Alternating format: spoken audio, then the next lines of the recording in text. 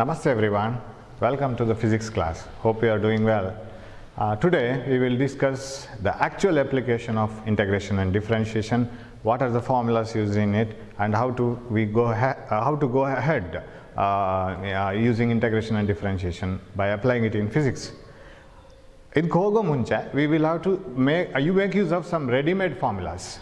Correct formulas are now nodkobekagate. You know that this integration and differentiation, the parts of calculus were developed by Leibniz and Newton. They gave numerous formulas, and some of the formulas we will study. One is other symbols nodkobeko, and of course we have not given any the way in which you have to apply the integration. Even differentiation kodilla hege anteli. Now when you apply it to the physics, you will understand what is the actual use of it. Okay, how do you write the differentiation? Something to variable is it is divided into small parts.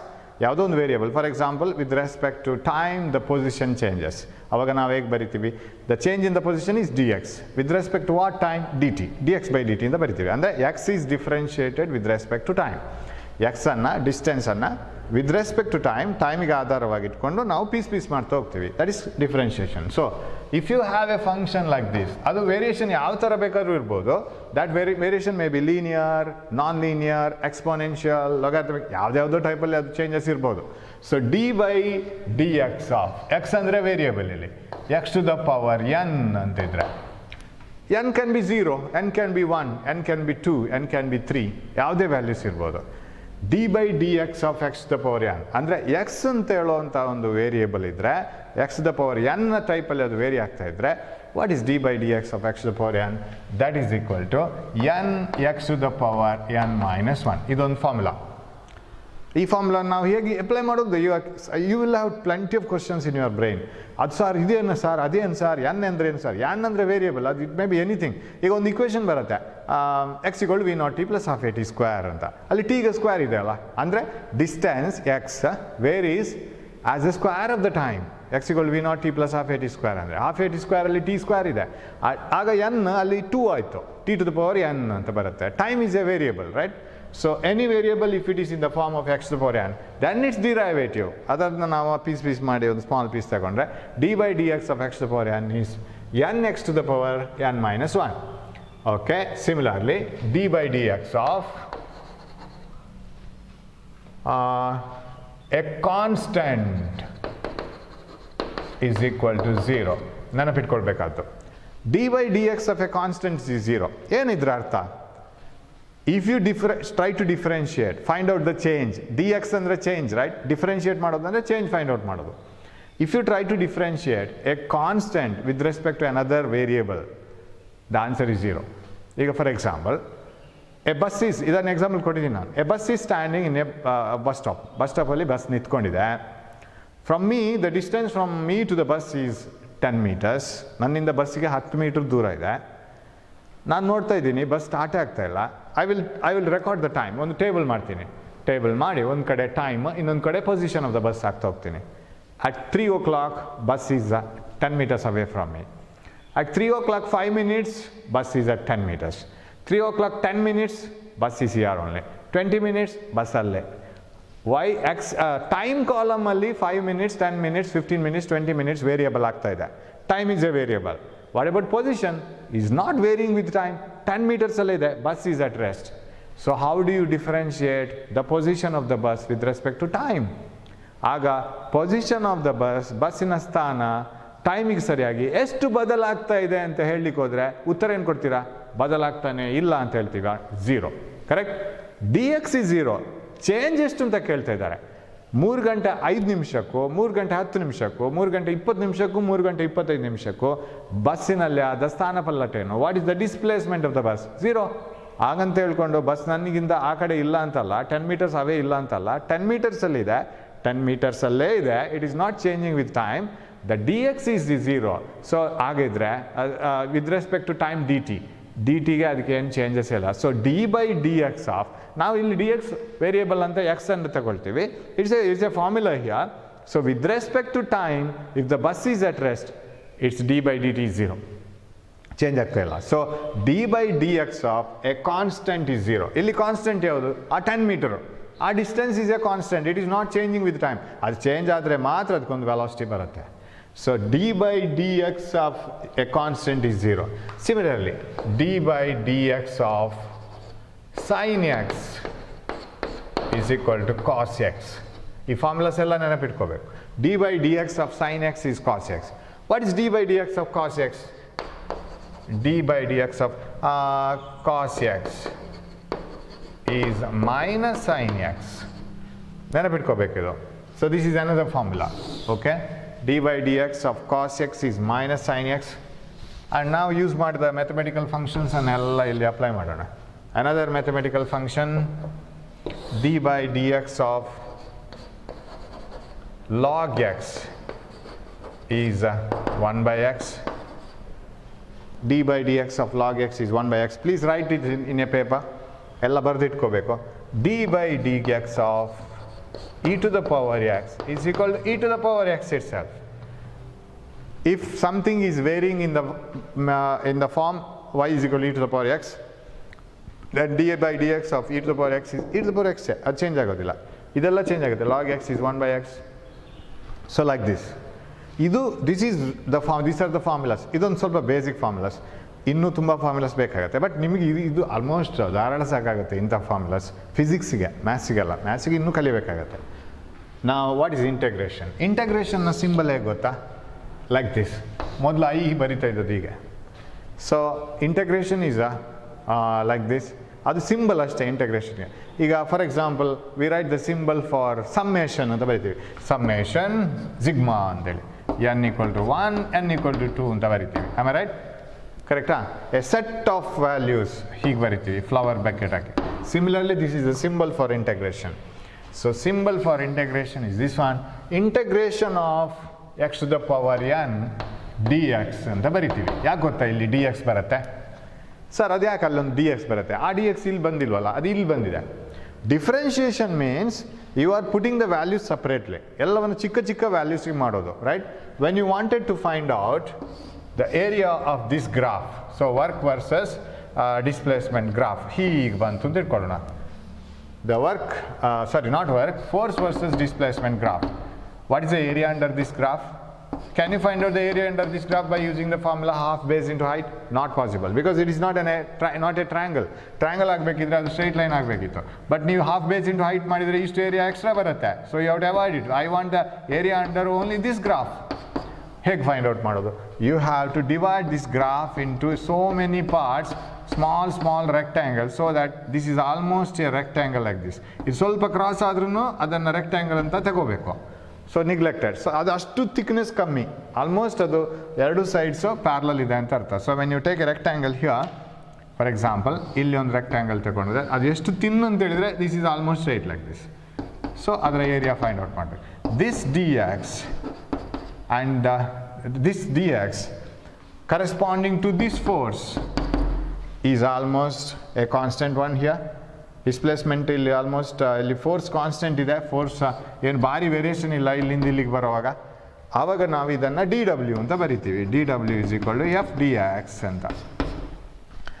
F is a function of x, force is a function of distance. Distance change ಆದಾಗೆ force change ಆಗ್ತಾ ಇದೆ.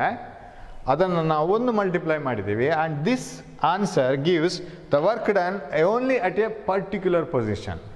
ಈ ಪೊಸಿಷನಲ್ಲಿರೋ work ಮಾತ್ರ ಬರುತ್ತೆ ನಮಗೆ. ಹಾಗಿರೋ total work done ಎಷ್ಟು sir? Integration. Integration of such d ಡಬ್ಲ್ಯೂಸ್. ಇಲ್ಲಿ ಒಂದು ವರ್ಕ್ ನೋಡ್ಕೋಬೇಕು, ಇಲ್ಲೊಂದು ವರ್ಕ್ ನೋಡ್ಕೋಬೇಕು. We have discuss this. ಇದರ ವರ್ಕ್ ಎಷ್ಟು ನೋಡಬೇಕು, ಇಲ್ಲಿ ಒಂದೆಷ್ಟು ವರ್ಕ್ ನೋಡ್ಬೇಕು. So we have to find out the work in each and every small part of the curve. ಪ್ರತಿ ಇನ್ಸ್ಟಂಟೇನಿಯಸ್ ವರ್ಕ್ ನೋಡಿ ಅಲ್ಲಿ ಆಲ್ಮೋಸ್ಟ್ ಫೋರ್ಸ್ ಈಕ್ವಲ್ ಅಂತ ತಗೊಂಡು, ಅಂದರೆ ಇಲ್ಲಿಂದ ಇಲ್ಲಿಗೆ ಬರುವಾಗ ಫೋರ್ಸ್ ಈಸ್ ಆಲ್ಮೋಸ್ಟ್ ಕಾನ್ಸ್ಟೆಂಟ್, ತುಂಬ ವೇರಿಯೇಷನ್ ಇಲ್ಲ ಅಂತ ಇಟ್ಕೊಂಡು ಏರಿಯಾ ಫೈಂಡ್ ಔಟ್ ಮಾಡ್ತಾ then add the area of this, add the area of this, add the area of this ಎಲ್ಲ ಆ್ಯಡ್ ಮಾಡ್ಕೋಬೇಕು. And that is what you call integration of f d x. ನೋಡಿ ಇವಾಗ ಹೇಗೆ ಬರಿತೀವಿ? Integration of force and small displacement. Integration ಅಂದರೆ addition. ಪ್ರತಿಯೊಂದರ force and small displacement, force small displacement, force small displacement. Integrate ಮಾಡಿ ಅಂತೇಳಿದರೆ add ಮಾಡಿ ಅಂತ ಅರ್ಥ ಇಲ್ಲಿ. ಡಿಫ್ರೆಂಟ್ ಇಂಟರ್ವಲ್ಸ್ಗೆ. ಓಕೆ, ಸೊ ಹಾಗಾದ್ರೆ ಇಲ್ಲಿ ಒಂದು ಡಿ ಎಕ್ಸ್ ಬರಬೇಕು, ಕರೆಕ್ಟಾ? So d x is the small distance where x is found, right? X to the power n. So ಬರೆಯುವ ಮೆಥಡ್ ಅಲ್ಲ, ಇದನ್ನು ಏನು ವಿಚಿತ್ರ ಅನ್ನಿಸ್ತದೆ. ನಾವೀಗ suppose you go to 5th standard and directly say, ಅಥವಾ ಫಸ್ಟ್ ಸ್ಟ್ಯಾಂಡರ್ಡ್ ಅಥವಾ LKG UKGಗೆ ಹೋಗಿ 5 + 2 ಅಂತ ಬರೆದ್ರೆ ಅವ್ರಿಗೆ ಏನು ಅಂತಲೇ ಗೊತ್ತಾಗಲ್ಲ. What is this? They will ask, isn't it? They will ask what is this and what to do with this one, because they have not come across that positive sign at all. Similarly, now we have to get acquainted with this symbol, integration anta artha. Integration adre with respect to what you are adding anta beku, dx. So what is the formula for this? X to the power n plus 1 by n plus 1. ಈ ಥರ ಇಲ್ಲಿ ಇವಾಗ ಇದನ್ನು add ಮಾಡಿ ಆದಮೇಲೆ dx ಹೊರಟೋಗುತ್ತೆ. Understood? When you add this area, when I add this area, when I add this area, finally you will get the total area. For example, when I have a room like this, this room, the floor of the room is constructed using tiles like this, of equal size. So what I have to do? Find out the area of each tile. Prati tiles ಒಂದೇ ಥರ ಇದೆ, square ಆಗಿದೆ. 1 feet ಉದ್ದ, 1 feet ಅಗಲ ಅಂತ ಇಟ್ಕೊಳ್ಳೋಣ. 1 square feet ಆಯ್ತು ಅದರ area. So area of one tile is delta A ತಗೊಳ್ತೀನಿ, 1 square feet. What is the total area of the room? 1 2 3 4 5 6 7. 1 2 3 4 5 6. 6 into 7, 42. Yes, 42 into 1 square feet. 42 square feet ಅಂತ ಬರಿತೀನಿ ನಾನು. ಈ 42 square feet ನಾನು ಹೇಗೆ ಬಂತು? It is the sigma of the small areas and number starting from 1 to 42. That's what I do. Here summation is okay. ಒಂದು ಸರಿ ಹೇಳಿದ್ದೀನಿ ನಾನು, ಇಲ್ಲಿ ಸಮ್ಮೇಷನ್ ಆಗುತ್ತೆ, ಇಲ್ಲಿ ಸಮ್ಮೇಷನ್ ಆಗಲ್ಲ. ಯಾಕಂದರೆ ಎಲ್ಲ ಏರಿಯಾಸ್ ಒಂದೇ ಥರ ಇಲ್ಲ. Why can't you find out the number of pieces and area of one piece into number of pieces?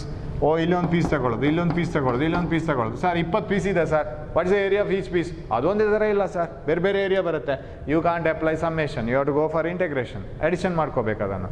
So similarly, where are we now? Yeah, if you find out the area of one square piece and add it from 1 to 42, you will get 42 square feet, right? Because one delta A is 1 square feet. ಈ 42 square feet ಅಂತ ನಾವು ಬರೆಯುವಾಗ ಈ delta A ಕಾಣಿಸೋದಿಲ್ಲ ಅದರಲ್ಲಿ, ಅದು add ಮಾಡಿ ದೊಡ್ಡದಾಗಿ ಹ್ಯೂಜ್ ಆಗಿರುತ್ತೆ. ಸೊ ಇಲ್ಲಿ ಡಿ ಎಕ್ಸ್ ಬರಲ್ಲ. Understood? Once you write dx here, such type of small positions must be integrated, then you will get the final answer. ಅದರಲ್ಲಿ ಡಿ ಎಕ್ಸ್ ಬರಲ್ಲ, ಅದರಲ್ಲಿ ಡಿ ಎಕ್ಸ್ ಅದು ಆ್ಯಡ್ ಆಗಿ ದೊಡ್ಡ ಏರಿಯಾ ಆಗಿರುತ್ತೆ ಅಥವಾ ದೊಡ್ಡ ಡಿಸ್ಟೆನ್ಸ್ ಆಗಿರುತ್ತೆ. Okay, integration of x to the power n d x with respect to x, integrate x to power n, x to power n plus 1 by n plus 1. Similarly, we will write it here, integration of cos x dx. Integration of this is sin x. Integration of sin x dx is equal to minus cos x. ಉಲ್ಟಾ ಆಗುತ್ತೆ ಇಲ್ಲಿ. Integration of sin x is minus cos x. Integration of cos x is sin x. Okay, then right, it's correct. Integration of 1 by x dx is equal to log x. Idra ulta. Integration of e to the power x dx is equal to e to the power x. ಅದು ಹಾಗೇನೇ ಇರುತ್ತೆ, no problem. So these are the important formulas that you need to know. ಅದರಲ್ಲಿ utter most important formula ಯಾವತ್ತಿಗೂ ಬೇಕಾಗಿರೋದು ಇದು. This is the most important formula and this one. ಇದು ತುಂಬ ಕಡೆ ನಮ್ಗೆ ಯೂಸ್ ಆಗುತ್ತೆ. Of course up to this is very much needed. ಇದು ರ್ಯಾರ್ಲಿ ಒಂದೊಂದೆರಡು ಕಡೆ ಯೂಸ್ ಆಗ್ಬೋದು. ಸೊ ಈ ಫಾರ್ಮುಲಾಸ್ ಕರೆಕ್ಟ್ ಗೊತ್ತಿರಬೇಕು. ಒಂದಷ್ಟು ಕನ್ಫ್ಯೂಷನ್ಸಲ್ಲಿ ಇದು ಇರುತ್ತೆ. Then we will solve it one by one. For example, we will take 1 or 2 examples now. Then we will take more examples in the next class. Now, for example, if a body is moving with respect to time, ಹೋಗ್ತಾ ಇದೆ ಒಂದು object, with respect to time, its position is varying. ಹೇಗೆ change ಆಗ್ತಾ ಇದೆ? Let its position change with respect to time according to some equation. ಯಾವುದೋ ಒಂದು equation ಪ್ರಕಾರ ಅದು ಚೇಂಜ್ ಆಗ್ತಾ ಇದೆ ಅಂತ ಇಟ್ಕೊಳ್ಳೋಣ. The position of a body changes with time according to the equation x is equal to 4t plus 60 square ಅಂತ ಇಟ್ಕೊಳ್ಳೋಣ. Position of a body changes with the time. So ಒಂದು ಬಾಡಿಯ ಡಿಸ್ಟೆನ್ಸ್, ಅದು ಕವರ್ ಆಗೋ ಡಿಸ್ಟೆನ್ಸ್ ಒಂದೊಂದು ಟೈಮಲ್ಲಿ ಒಂದೊಂದು ಥರ ಇದ್ದರೆ ಯಾವ ಥರ ಇದೆ ಅಂತೇಳಿ ಈ ಇಕ್ವೇಷನ್ ಡಿಸ್ಕ್ರೈಬ್ ಮಾಡುತ್ತೆ. Am I right? According to this equation, I can find out what is the position of the particle after certain time. ಈಗ ಟೈಮ್ 0 ಇರುವಾಗ ಎಲ್ಲಿದೆ ಅಂತ ನನಗೆ ಆಬ್ಜೆಕ್ಟ್ ಎಲ್ಲಿದೆ ಅಂತ ಗೊತ್ತಾಗಬೇಕಿದ್ರೆ what I can do is I can put time t is equal to that value. For example, put time t is equal to 0, x equal to 0. ಅಂದರೆ ಏನು? ನನ್ನ ಹತ್ರನೇ ಇದೆ object. Object is very close to me at 0 meters from me. That means I am inside the bus ಏನೋ ಇರಬೇಕದು. So that object is very close to me when the time is 0. Time 1 second ಆಗುವಾಗ ಎಷ್ಟು ದೂರ ಹೋಗಿರುತ್ತೆ sir? Put time t equal to 1. 1 square is 1. 1 into 4 is 1. 4 plus 6, 10 meters ದೂರ ಹೋಗಿರುತ್ತೆ. When the object is, where is the object after 2 seconds? 2 square ಹಾಕೋಬೇಕು. 2 square ಇಲ್ಲಿ 4, 24 ಆಯಿತು. 2, 8. 24 plus 8, 32. It is 32 meters away from me. So this equation gives the idea of the distance of the particle after any time t. Sir, ಹಾಗಿದ್ರೆ velocity ಎಷ್ಟು sir object ಇದು? So what you have to do, you have to find out the change in the displacement by divided by the change in the time interval. ಬೇರೆ ಬೇರೆ ರೀತಿ ಮಾಡ್ಕೋಬೋದು, but exact method is differentiation. Differentiation of the distance with respect to time gives the velocity. ಅದು ಗೊತ್ತಲ್ಲ ನಮಗೆ. Velocity is nothing but instantaneous velocity. ಹೇಗೆ ಬರಿತೀವಿ ನಾವು? Limit delta t tending to 0, the change in this position by time. If you are measuring the change in the displacement or position in a very small interval, ಎಷ್ಟು ಸಣ್ಣ interval ಸಾಧ್ಯ ಇದೆಯೋ ಅಷ್ಟು ಸಣ್ಣ ಇಂಟರ್ವಲ್ಗೆ ತಗೊಳ್ಳಿ, ಆವಾಗ ನಿಮಗೆ ಆ ಮೊಮೆಂಟಲ್ಲಿರೋ ವೆಲಾಸಿಟಿ ಸಿಗುತ್ತೆ. Delta X by delta, this is called D x by d T. So how did we analyze this in while discussing the differentiation integration class in the beginning? First ಗೆ ನಾನು ಏನು ಹೇಳಿದ್ದೇನೆ? How do you write this? Differentiation of x with respect to t. x ಹೇಗೆ change ಆಗ್ತಾ ಹೋಗುತ್ತೆ ಟೈಮಿಗೆ ಸರಿಯಾಗಿ, ಅದರದ್ದು d by d t of x is velocity, d x by d t. Change in the displacement, change in the position with respect to time. ಇಲ್ಲಿ x ಅಂದರೆ ಹೇಗೆ change ಆಗ್ತದೆ ಅಂತ ನಮ್ಗೆ ಈಕ್ವೇಷನ್ ಕೊಟ್ಟಿದ್ದಾರೆ ತಾನೆ. So you go on differentiating it. D by d t of what is this? 4t plus 60 square. isn't it? Differentiation of that equation, d by dt of 4t plus 60 square. ಇಲ್ಲಿ x ನ ಪೊಸಿಷನಲ್ಲಿ ನಾನು ಆ value ಮಾತ್ರ ಹಾಕ್ಕೊಂಡಿದ್ದು. So what is velocity? Velocity is equal to, so velocity of the particle at any moment is given by v is equal to ಹೇಗೆ ಬರೆಯೋದು? d by dt of 4t plus d by dt of 60 square. Am I right? v is equal to, ಇವಾಗ ಇಲ್ಲಿ sir ಇಲ್ಲೆಲ್ಲ ನೀವು ಬರೆದಿದ್ದೀರಿ d by d x of x to the power n is n x to the power n minus 1 ಅಂತ formula. But x ಜೊತೆಗೆ ಇನ್ನೊಂದು ಇದೆಯಲ್ಲ sir, x to the power N ಅಂತ ಇದ್ರೆ ಅಲ್ಲಿ ಇನ್ನೊಂದು ಏನೋ ನಂಬರ್ ಇದೆಯಲ್ಲ ಸರ್. ಸೊ ಅದನ್ನು ಬರ್ಕೊಳ್ಬೇಕು ನಾವು. So shall I rub this method ಕೆಲವೆಲ್ಲ ಇನ್ ಬಿಟ್ವೀನ್ ನಾನು ಹೇಳ್ತಾ ಹೋಗ್ತೀನಿ ಹೇಗೆ ಅಂತ. ಎಲ್ಲ ಒಟ್ಟಿಗೆ ಫಾರ್ಮುಲಾದಲ್ಲಿ ನನಗೆ ಹೇಳಕ್ಕೆ ನೆನಪು ಆಗೋದಿಲ್ಲ ಅದು. D by d x of s constant into x to the power N ಅಂತ ಇದ್ದರೆ ಆ್ಯಕ್ಚುಲಿ ಡಿಫ್ರೆನ್ಷಿಯೇಷನ್ ಹೇಗೆ ಮಾಡಬೇಕಂದ್ರೆ, you keep constant aside, differentiate x to the power n. ಕಾನ್ಸ್ಟೆಂಟನ್ನು ಸೈಡಿಗೆ ಇಟ್ಕೊಳ್ಳಿ, ಎಕ್ಸ್ ಟು ದ ಪವರ್ ಎನ್ನನ್ನು ಡಿಫ್ರೆನ್ಷಿಯೇಟ್ ಮಾಡಿ, plus x to the power ಎನ್ನನ್ನು ಸೈಡಿಗೆ ಇಟ್ಕೊಳ್ಳಿ, ಕಾನ್ಸ್ಟೆಂಟನ್ನು ಡಿಫ್ರೆನ್ಷಿಯೇಟ್ ಮಾಡಿ. That's how we have to do. ಎರಡು ಫಂಕ್ಷನ್ಸ್ ಇದ್ದರೆ, ಯು ವಿ ಅಂತ ಪ್ರಾಡಕ್ಟ್ ಇದ್ದರೆ, ಎಕ್ಸ್ ವೈ ಅಂತ ಪ್ರಾಡಕ್ಟ್ ಇದ್ದರೆ, differentiate x, keep y simply as it is. Differentiate y, keep x as it is. ಹಾಗೆ ಮಾಡ್ತಾ ಹೋಗ್ಬೇಕು. So this is equal to d by dx of k into d by dx of x to the power n plus x to the power n into d by dx of k. Finally answer ಎಷ್ಟಾಗುತ್ತೆ ಗೊತ್ತಾ ಇದಕ್ಕೆ? That is equal to k into, what is this one? n x to the power n minus 1. Am I right? Differentiation of x to the power n is n x to the power n minus 1. Correct? So k into n x to the power n minus 1 plus x to the power n into d by dx of k 0. ಯಾಕೆ ಆವತ್ತೇ ಹೇಳಿದ್ದೀನಿ, ಆವಾಗಲೇ ಹೇಳಿದ್ದೀನಿ, differentiation of a constant is 0. K ಅಂತ ಹೇಳಿದರೆ simply A number. It is ಅದನ್ನು ನಾವು K ಅಂತ ಇಲ್ಲಿ ತಗೊಂಡಿದ್ದೆ ಅಷ್ಟೇ. ಈಗ ಫಾರ್ ಎಕ್ಸಾಂಪಲ್ ಇಲ್ಲಿ 40 ಅಂತ ಬಂತು. 4 is A number, T is A variable, time variable. So ಹಾಗಿದ್ರೆ ಕಾನ್ಸ್ಟೆಂಟ್ ಇಂಟು ಸಮ್ ವೇರಿಯಬಲ್ ಇದ್ರೆ directly can I right D by d x of K into X the power N ಅಂತ ಹೇಳಿದ್ರೆ K into N X the power n minus 1 ಅಂತ direct ಬರಿಬೋದು ತಾನೆ. ಯಾಕಂದರೆ plus ಇನ್ನೊಂದು part 0 ಆಗುತ್ತೆ. k into n x to the power n minus 1. That means keep the constant as it is, differentiate only x to the power n.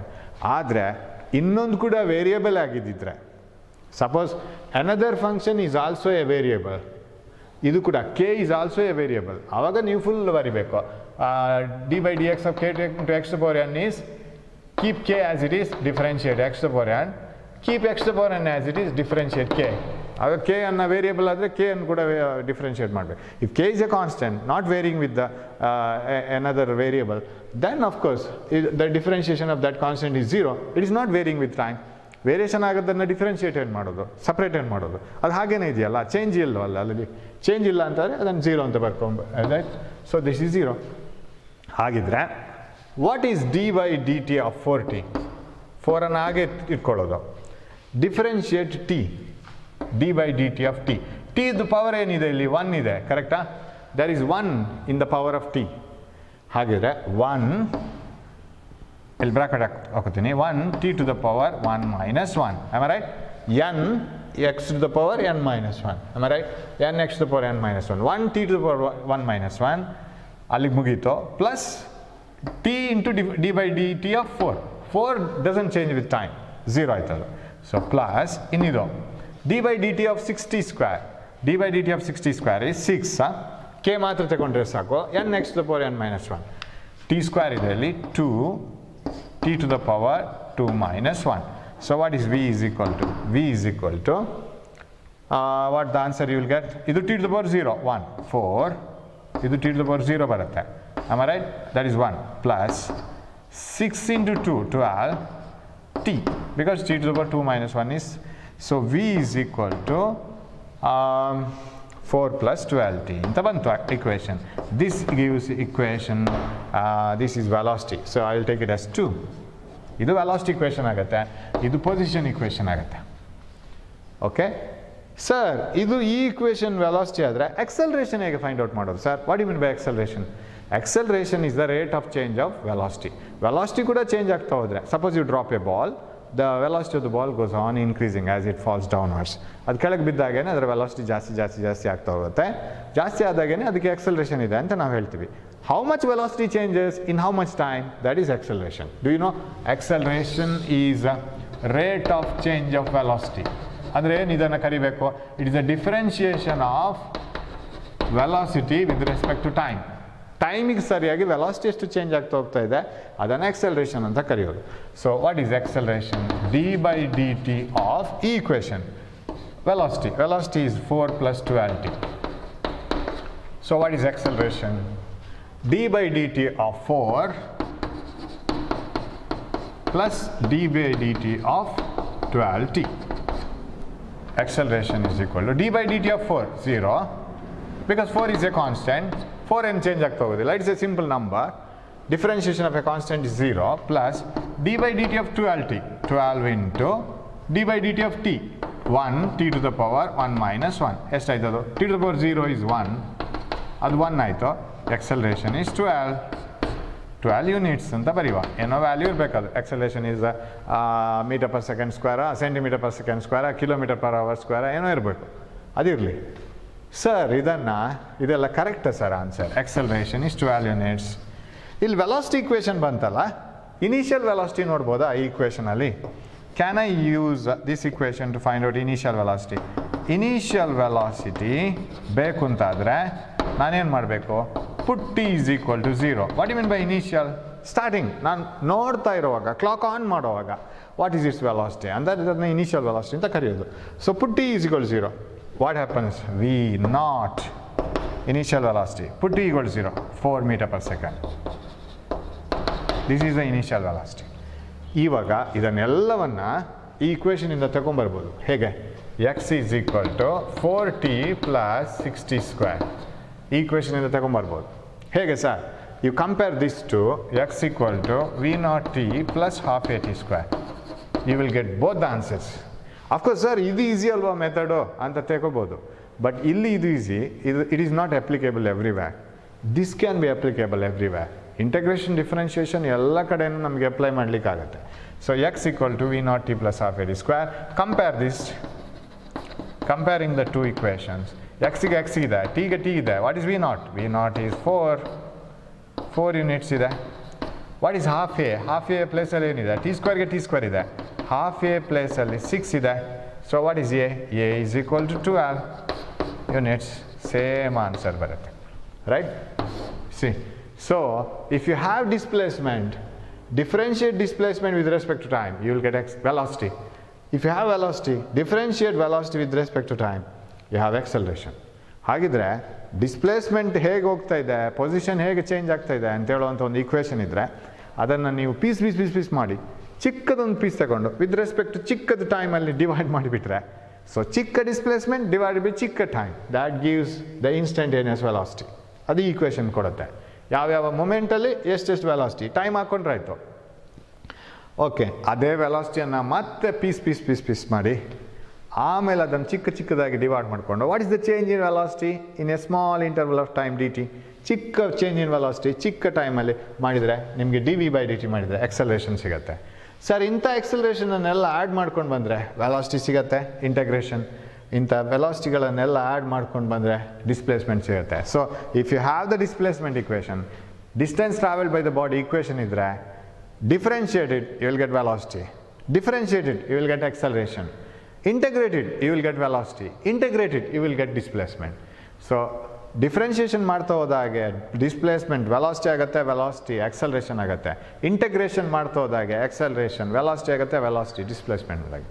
So this is what we have. ಇನ್ನೂ ಒಂದಷ್ಟು problems ತಗೊಳ್ಳೋಣ. I am very sure that you have not understood it up to the mark. ಇದೊಂದು example ಅಷ್ಟೇ. ಇಂಥ examples ನಾವು ಬೇರೆ discuss ಮಾಡೋಣ. Thanks for watching my class and we will come up with more and more problems in this so that it becomes very clear. Thanks for watching. Thank you.